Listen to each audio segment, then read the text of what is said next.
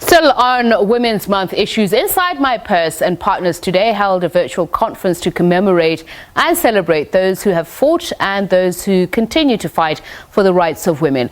One of the speakers is Y-isha Raphael. She joins us to talk about this. She's a poet and one of the International Women Deliver Conference young leaders. She supports and advocates for education, information and access to adolescent girls and young women to sexual and reproductive health rights.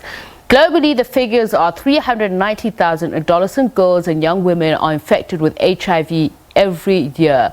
In Africa, girls account for 75% of new annual HIV infections amongst adolescents.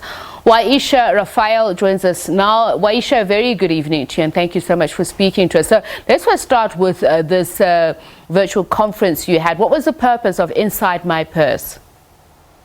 Good evening, Tepiso, to you and your viewers. Yes, today we had the first virtual women's conference in South Africa, and the purpose of this conference was basically to gather strong, powerful women, young women from all different spaces, not necessarily to celebrate, but more likely to reflect on the issues that we are going through, to honor women in their spaces. But I would not necessarily call it a celebration in light of all the issues that we're facing. So what came out of that conference? What was the sentiment about what it is that we're not celebrating? What is the plight of women right now?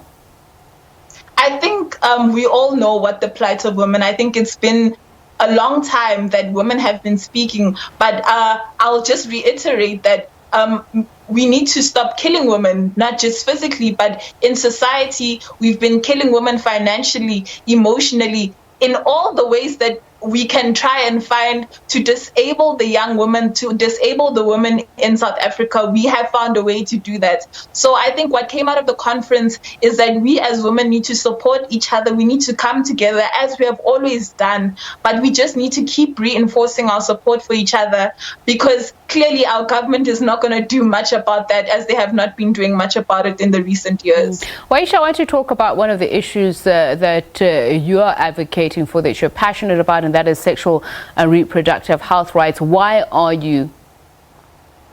I'm passionate about information and education for young girls in terms of sexual reproductive health rights, because I realized an issue that we face, especially with young girls and young women in South Africa today, is that we are not given access to information. Not that we are stupid, not that we are dumb. We are not given the access to the right information to inform us, to secure us, so that when we move into the future, we know how to protect ourselves, we know how to affirm ourselves, we know how to be successful in all the right ways in the future. So I think we need to get the education, we need to get the information, and it needs to be accessible to us young people instead of being held in places where we cannot access it. And I want to talk about this category of adolescent girls 10 to 19.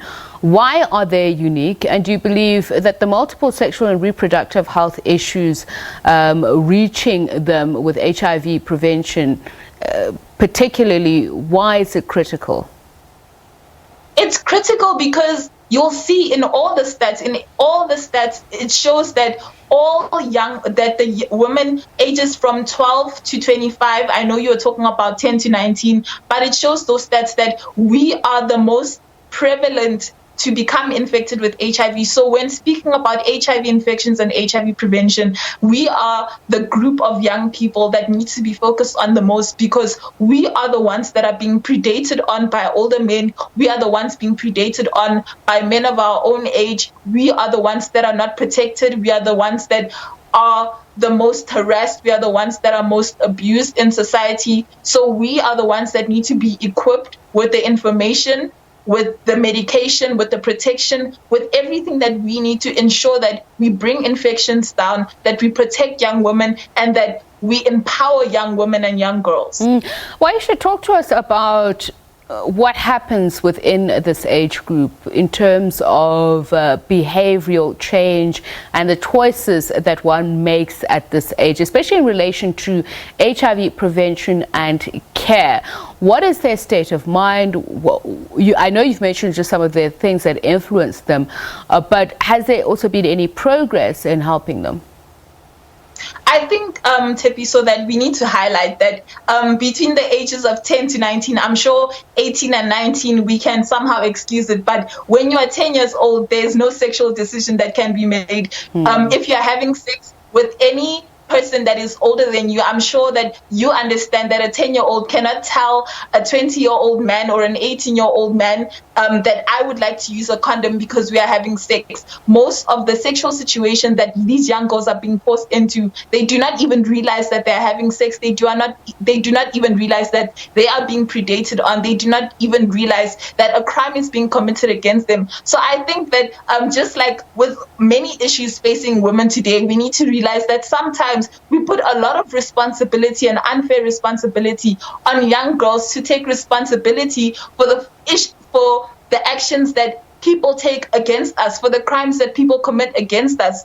And as much information we can try and equip young women and girls to, which we haven't equipped them with that information yet, as much as we try, in some situations, not the blame, but the responsibility has to be put on the people responsible, which are the older men that predate on these young girls.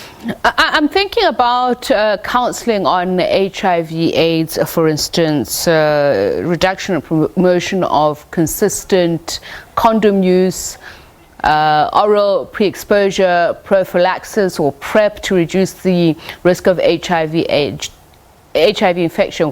What is the availability and again the experiences of adolescent girls? Because we know family planning has been ineffective in reaching these age groups, and that's also because of attitudinal challenges. Tell us a little bit more about what young adolescent girls face. I think when it comes to accessing PrEP and accessing certain family planning methods, like I said, most of the time you'll find that it's about access to information and knowing that you have those options. Many of the young people that I have spoken with, that I've engaged with, let me know that as much as I can preach about it all day, that there's PrEP, at the end of the day, if they go to the clinic and they tell them that they are out of PrEP, if they don't have PrEP, if they don't have stock, or that option is not available to them because they're of a specific age, that means that there are other gaps that need to be closed. But yes, I do think that young people need to be exposed to the counseling. Young people need to be exposed to the information about family planning. Young people need to know about these prevention methods that are available. They need to know about the ring. They need to know about PrEP. They need to know that there are options available that can protect them in any situation that they are in, if they ever need to get into that situation. Just as a final question, Y-isha, I want to talk about the various communities that we're in. You're a Women Deliver Young Leader for 2020-2022. What is the significance of such platforms? How does it help you influence other communities, including your own community at home, where you live, etc.?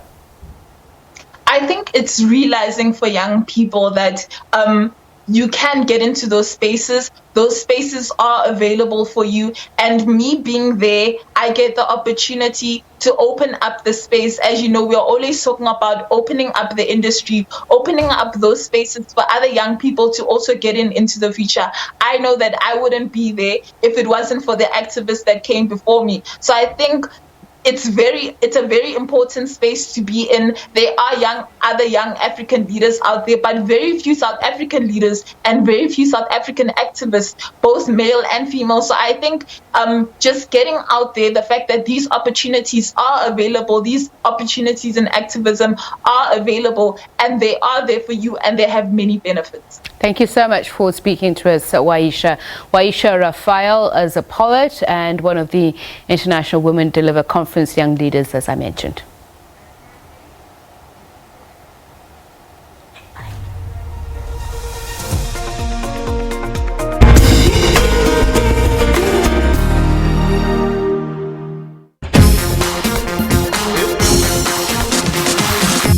It swept through our lives and everything changed. We felt such a sense of loss.